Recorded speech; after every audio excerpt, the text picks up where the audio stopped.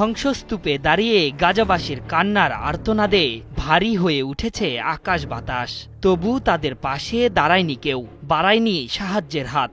আশপাশেই রয়েছে সব আরব মুসলিম দেশগুলো, তারা কেউ এগিয়ে আসেনি। দখলদার ইসরায়েলের ক্রমাগত বোমার আঘাতে নিশ্চিহ্ন হওয়ার দ্বারপ্রান্তে পবিত্র এই জনপদ।